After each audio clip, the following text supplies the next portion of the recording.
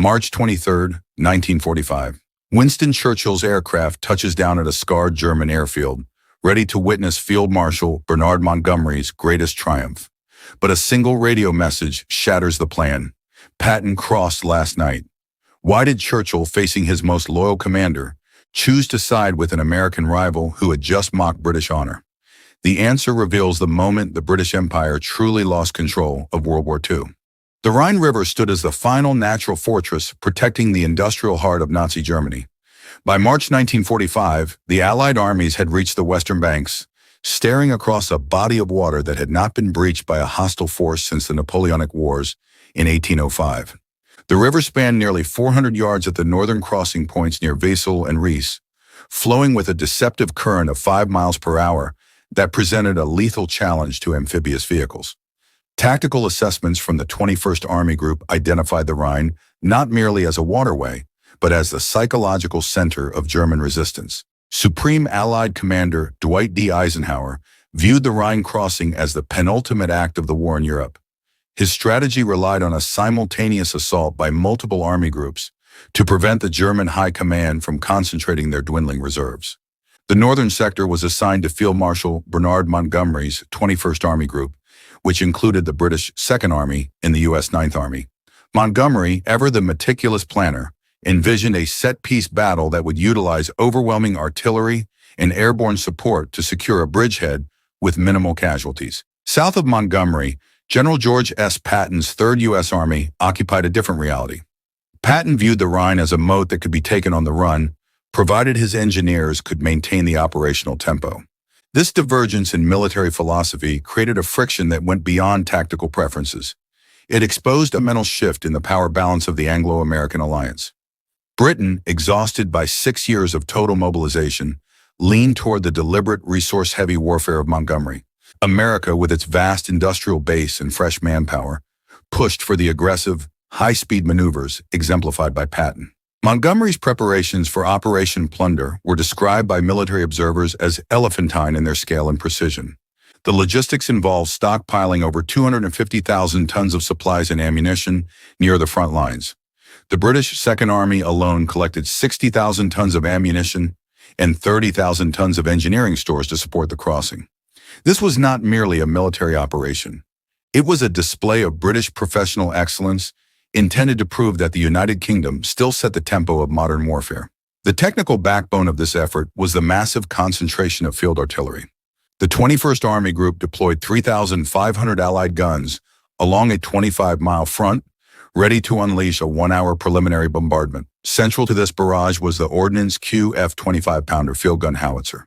This 87.6mm caliber weapon was the primary field piece of the British Army, capable of firing an 11.5-kilogram high-explosive shell over a range of 13,400 yards. The gun featured a circular firing platform that allowed for a full 360-degree traverse, making it exceptionally versatile in providing suppressive fire for the crossing troops. Beyond the artillery, Montgomery utilized advanced amphibious technology. The LVT-4 Buffalo became the primary vehicle for the spearhead infantry. These tracked landing vehicles were powered by a 250-horsepower Continental W6709A 7-cylinder, air-cooled gasoline radial aircraft engine. The LVT-4 featured a critical innovation, a rear ramp that allowed for faster troop and cargo deployment compared to the earlier models that required soldiers to climb over the sides. This mechanical advantage was intended to negate the Rhine's current and deliver the 51st Highland Division directly onto the German-held banks. To conceal the movement of over 1 million men in their accompanying armor, Montgomery authorized the creation of the largest smokescreen in military history. Spanning 66 miles along the western side of the Rhine, this obscuration effort utilized specialized mechanical smoke generators to mask Allied preparations from German observers. The screen was a masterpiece of chemical warfare technology, designed to block not only visible sight but also infrared surveillance. The primary tool for this effort was the mobile Hassler smoke-producing machine.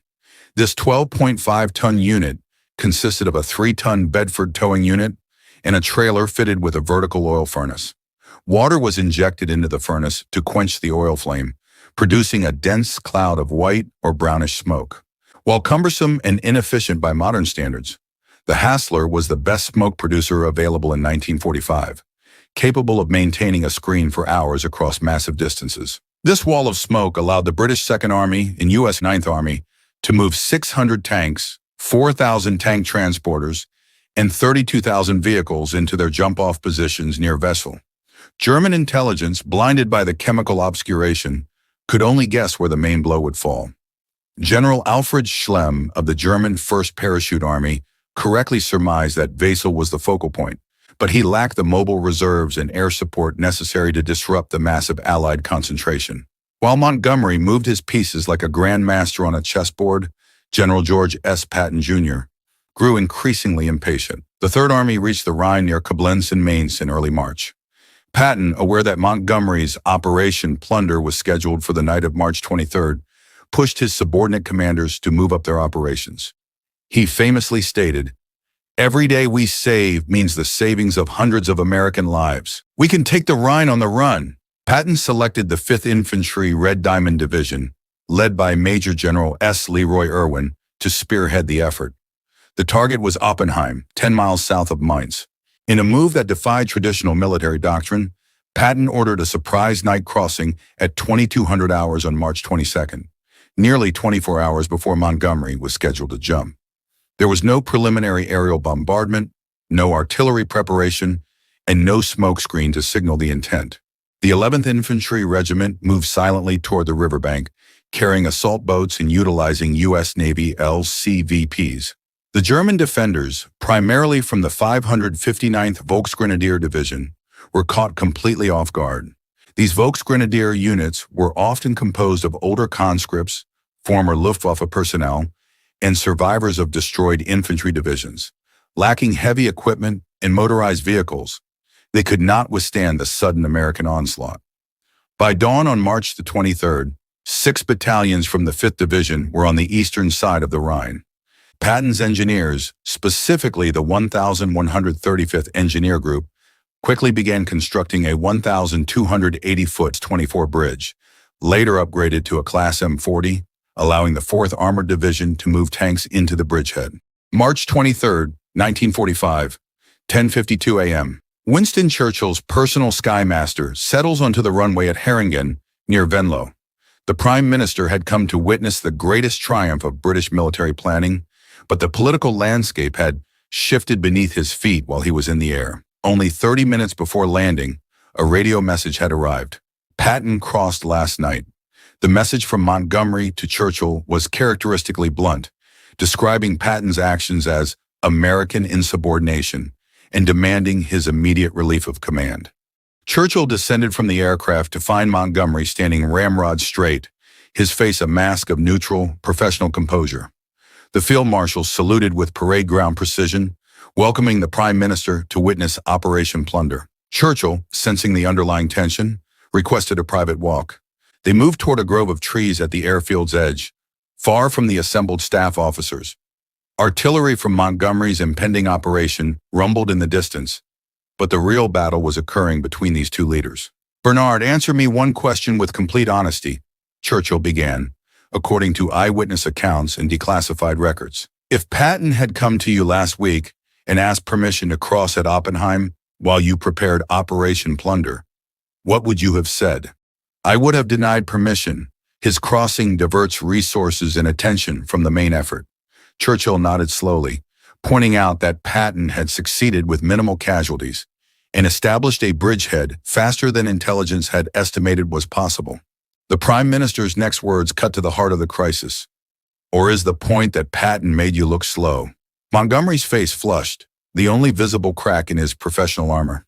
He argued that command discipline was essential in a coalition. If Patton were not disciplined, it would set a precedent of chaos. Churchill, however, was already looking at the broader geopolitical map. He recognized that the Americans now provided most of the men, the material, and the money.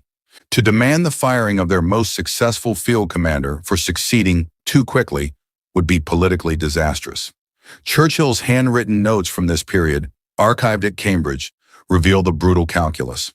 He told Montgomery that if he went to Eisenhower and demanded Patton's head, he would have to explain to the American public that a general was being punished not for failing, but for succeeding without British permission. "I'm choosing to win the war without destroying the alliance," Churchill stated.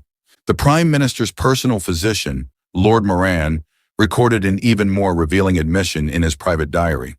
Churchill realized that Britain's role as the senior partner in the alliance had ended. "The Americans have the men, the money, and the momentum. We have tradition and pride," he mused. In 1940, tradition and pride had saved the nation. But in 1945, they were no longer enough to set the tempo of global warfare. Churchill returned to his aircraft without staying to watch Operation Plunder unfold, a silent admission that the strategic center of gravity had shifted to the Americans. The silence that followed Churchill's words at the Herringan Grove was broken only by the rhythmic thud of artillery. Operation Plunder was technically a masterpiece, but in the court of public opinion, it had already been upstaged. Churchill looked at Montgomery and realized the Field Marshal was fighting a war of protocols while the Americans were fighting a war of headlines. The Prime Minister understood that if he sided with Montgomery's demand for discipline, he would be confirming every American's suspicion that British military prestige mattered more than the lives of soldiers. Churchill's choice was not just about two generals. It was about the survival of an empire that could no longer afford to lead. He sat in his personal Skymaster, sipping whiskey, and dictated a message to Eisenhower that effectively surrendered British strategic veto power. "I have received Field Marshal Montgomery's request. I must decline to support this request," he signed. In a handwritten postscript, he added the words that defined the final phase of the war. "I keep Patton moving. We can't match his speed anymore, but we can't afford to lose it either. The Soviets are racing for Berlin. We need every advantage we can get." Despite the political drama, the industrial machine of Operation Plunder began exactly on schedule at 2100 hours on March 23rd. The 51st Highland Division, led by the 7th Battalion of the Black Watch, launched their assault near Rhine. The infantry boarded their Buffalo amphibious vehicles under a terrible artillery barrage from thousands of guns.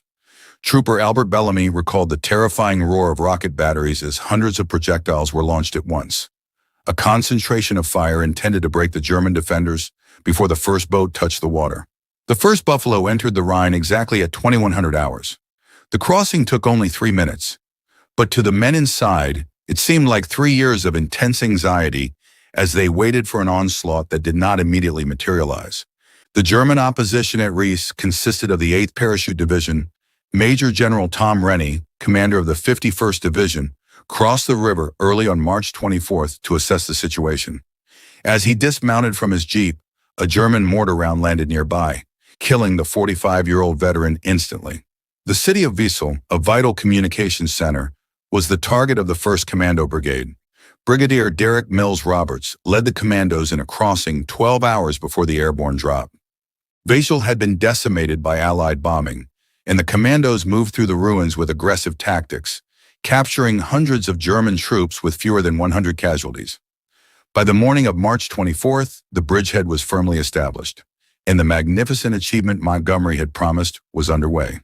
At 10 a.m. on March 24th, the Allied airborne phase began with Operation Varsity. This was the largest single-day airborne operation in history, involving 3,500 airplanes and gliders, dropping more than 16,000 paratroopers from the American 17th and British 6th Airborne Divisions. Unlike earlier airborne operations, Varsity dropped its troops after the initial ground assault to minimize the risk of paratroopers being isolated. Despite heavy German anti-aircraft fire, the airborne troops secured their objectives by early afternoon. The technical scale of Varsity was unprecedented. C-47 transport aircraft dropped paratroopers, while massive gliders carrying jeeps and light artillery pieces landed in the fields northeast of Wesel. German defenders belonging to General Alfred Schlemm's 1st Parachute Army, though weakened, fought fiercely. In Hammenkelm, British glider troops took devastating casualties in the 10 minutes it took to land, losing half their strength before even assembling. Yet the sheer weight of numbers and the speed of the link-up with ground forces crushed the German defense. Once the eastern banks were secured, the Allied engineers faced the daunting task of bridging the 400-yard-wide river. Engineers from the 17th Armored Engineer Battalion, part of the U.S. 2nd Armored Division, set a world record by constructing a 1,152-foot M2 treadway bridge south of Wesel in just 6 hours and 15 minutes. This required 25 2.5-ton GMC trucks to transport the necessary bridge parts to the site as part of the Red Ball Express. In the British sector, engineers utilized Christchurch cubes as piers to save time over traditional timber cribbing. The 1,146th Engineer Combat Group was tasked with building a Class 40 fixed bridge at Wesel, spanning 1,415 feet. The river depth reached 31 feet with a current velocity of 6 feet per second, requiring engineers to use power utility boats and 200-pound anchors to secure anti-mine booms. By March 27, the bridgehead was 35 miles wide and 20 miles deep, and the drive into the Ruhr was unstoppable. While his divisions raced through Bavaria, General George S. Patton Jr. maintained his role as the master of American military theatrics. On March 26, he visited the pontoon bridge his engineers had constructed at Oppenheim. With war correspondents and cameras ready, Patton walked to the middle of the bridge, stopped, and made a show of urinating the Rhine. This act was a deliberate demonstration of American contempt for Hitler's last natural barrier and a silent rebuke to Montgomery's elaborate, elephantine preparations. Patton wrote in his diary that evening, "The Rhine crossing was a perfect operation. Some people are angry that we didn't wait for Montgomery's big show. I don't care. We're here to kill Germans and end the war, not to massage British egos." He genuinely did not understand why Churchill had to fight to preserve the alliance or why Montgomery felt humiliated. In Patton's view, results were the only metric of success. Eisenhower, however, understood the political cost. On March 27th, he called Patton to headquarters for a private, abrasive conversation. He told Patton that while the Oppenheim crossing was brilliantly executed, it had created the biggest crisis of the campaign. "Your job is to shut up about the Rhine crossing," Eisenhower ordered. "Recognize that we're in a coalition, and that means sometimes you have to care about British feelings, even when you don't want to." Patton saluted and left, but the strategic precedent had already been set. American speed had replaced British protocol as the driving force of the war. For Field Marshal Montgomery, the tactical success of Operation Plunder was hollowed out by the public perception that Patton had beaten him across the river. Despite achieving every objective on schedule, the headlines in American newspapers read, "Patton beats Montgomery across Rhine." Montgomery's chief of staff noted that while the field marshal remained calm in public, he was shattered personally. Montgomery wrote in his private diary, "I have won the battle and lost the war. Churchill has abandoned me to American opinion." As the Allied armies drove deeper into Germany, Churchill's focus shifted from the tactical to the grand strategic. He understood that the collapse of German resistance on the Rhine opened the road to Berlin. In a handwritten postscript to Eisenhower, Churchill urged, "Keep Patton moving. The Soviets are racing for Berlin. We need every advantage we can get." This was the first concrete admission of the emerging Cold War struggle. Churchill's concern was that the Americans would withdraw from occupied zones of Germany to the Russians before a firm agreement was reached.